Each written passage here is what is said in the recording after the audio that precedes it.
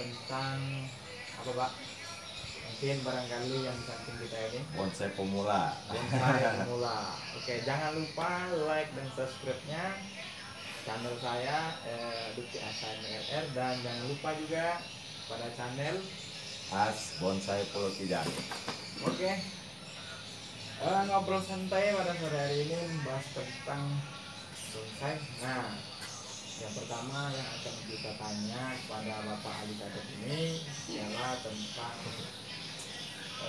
pemula dan bagaimana cara merawatnya. Nah, oke Ali, bagaimana pertama kalinya ini untuk perawatan kelapa? Baik Pak Lutfi Asani yang punya konten Pulau Kijang, untuk bonsai kelapa ini perawatannya cukup simpel sih sebenarnya.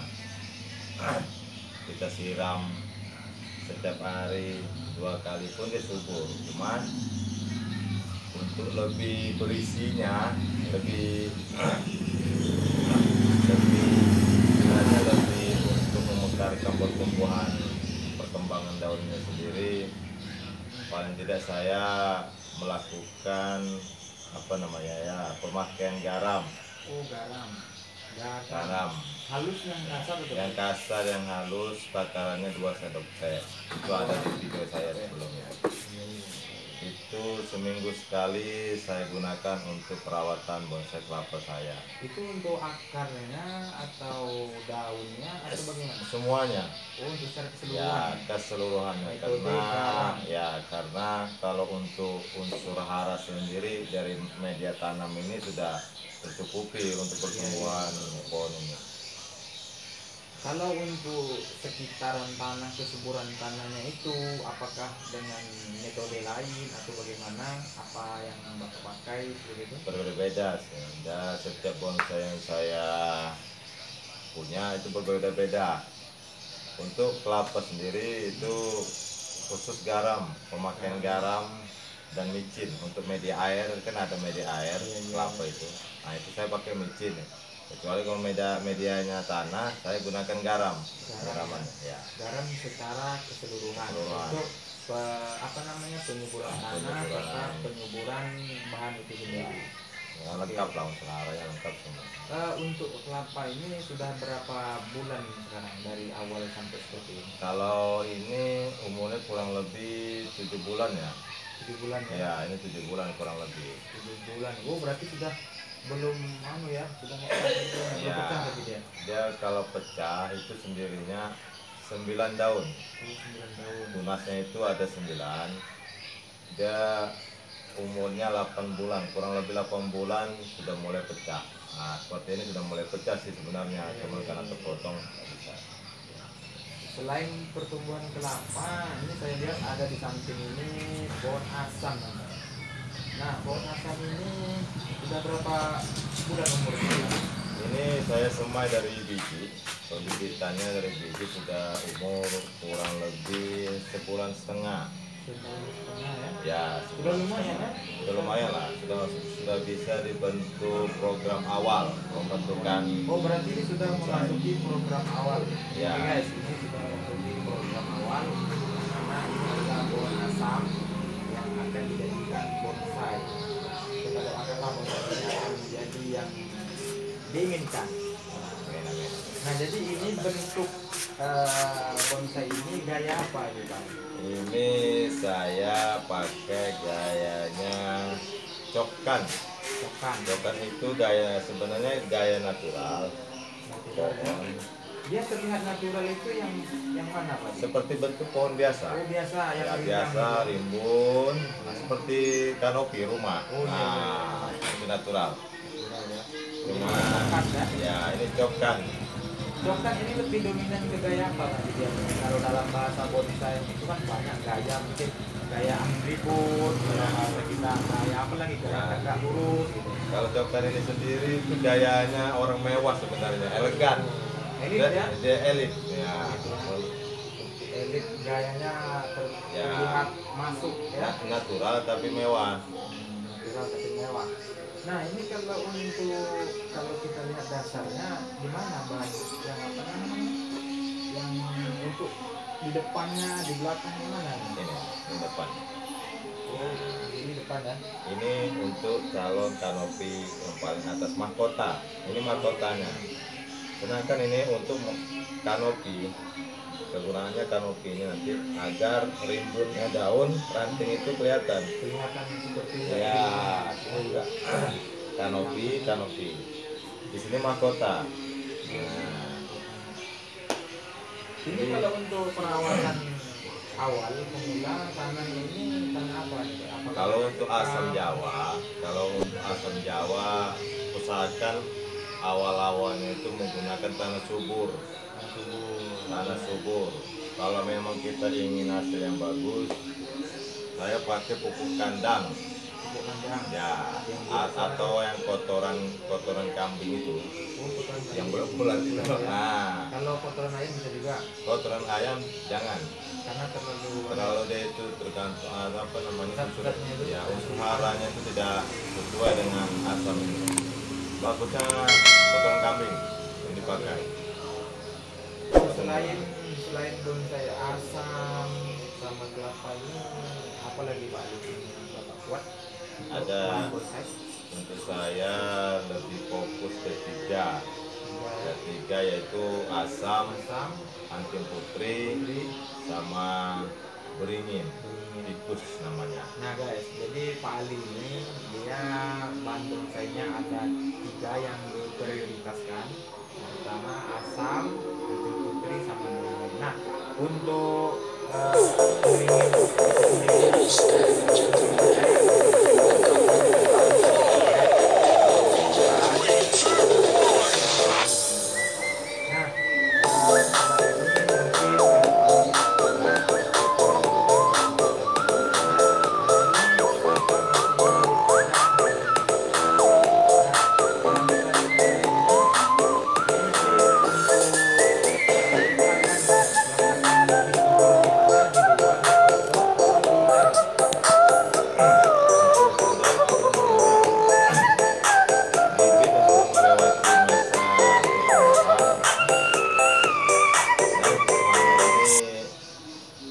menempatkan di ruangan terbuka.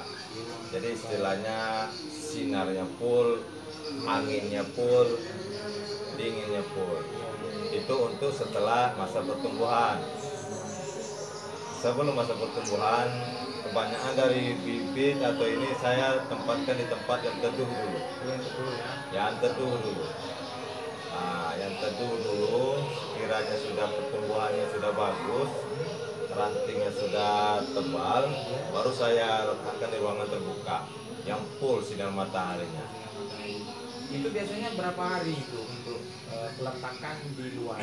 Sebulan, kurang lebih sebulan. Nah, kalau untuk tambahan suplemennya ataupun selain dari perawatan biasa, ini biasa kan ada sejenis pupuk atau apa, itu biasa pakai pupuk apa itu? Macam-macam, bonsai ini macam-macam untuk apa namanya pemakaian pupuk ini. Dari asam ini saya biasa pakai NPK Mutiara. Maaf, bukan promosi ini hanya beritahu aja NPK Mutiara yang warnanya biru. Nah itu khusus saya untuk asam Jawa. Ini ya. Ya, kalau untuk anting putri saya menggunakan yang NPK Mutiara ini penggunaannya sebulan sekali. Oh, sebulan sekali. Ya, sebulan sekali. Jangka waktunya. Ya, jangka waktunya. Saya gunakan untuk asam Jawa. Kalau anting putri yang saya pakai Dekastar.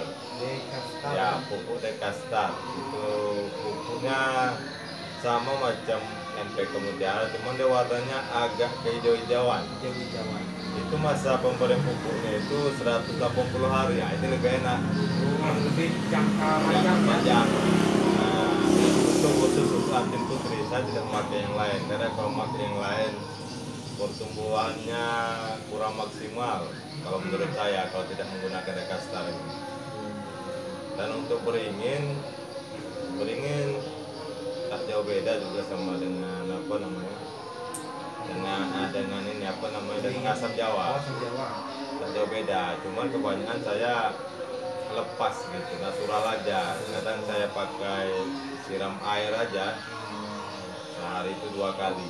Kalau sudah kelihatan kering tanah, saya siram. Kalau masih lembab basah tidak saya siram. Nah, jadi kalau untuk pembentukan akar ini khususnya bagi pohon asam lah seperti itu ya, yang kita ketahui sekarang. Kalau untuk pembentukan akar, apakah kita langsung natural menggunakan pot sekecil ini, atau kita wadah yang besar dulu, atau bagaimana? Untuk akar sebenarnya kita pakai wadah apa namanya, tempat ini enggak. Setelah kita mau yang kecil mau yang besar, yang namanya program akar kan kita harus membentuk akarnya gimana sesuai dengan bibit yang kita punya. Kalau bibitnya kecil, kalau kita memakai pot yang besar itu lambat nantinya. Kita harus sesuaikan.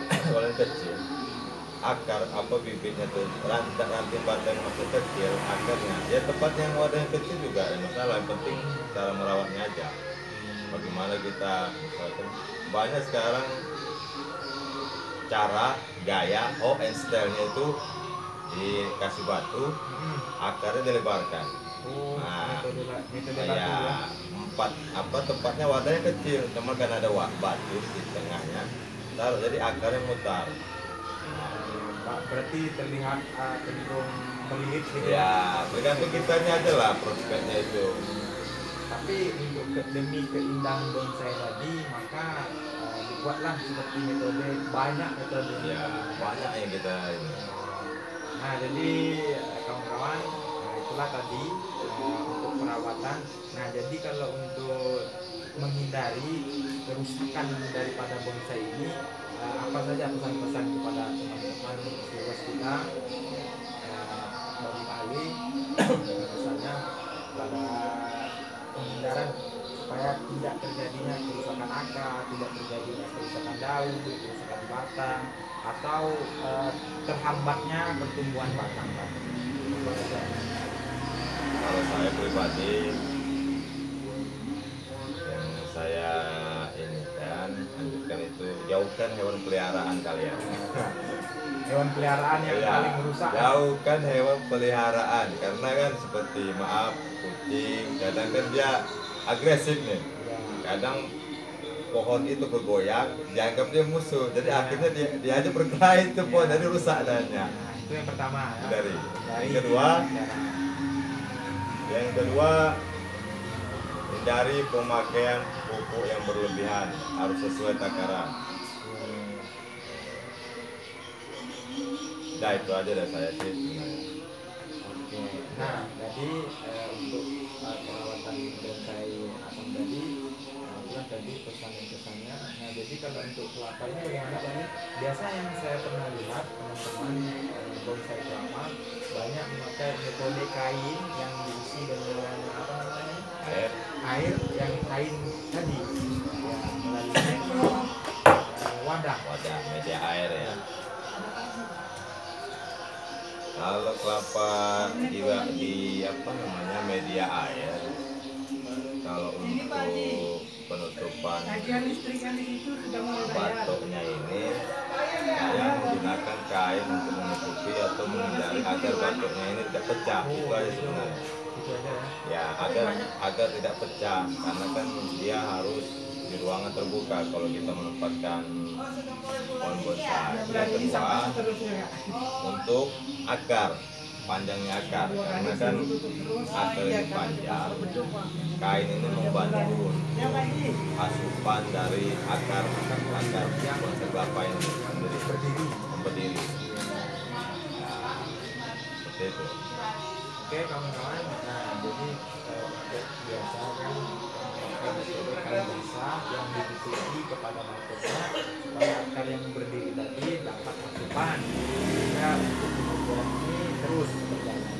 Nah, jadi kelanjutan daripada pertanyaan saya tadi masalah anting putri. Nah, anting putri ini saya juga teman-teman punya bahan bakar anting putri di rumah banyak sekali, ada sebagian. Nah, jadi kepada Pak Adi, apa saja yang menjadi utama untuk pemeliharaan anjing putri ini supaya tidak terlihat kesan terlambat batang dan pertumbuhan batang. Satu aja sih, media tanam atau metan jangan terlalu lembab, jangan terlalu basah. Paling bagusnya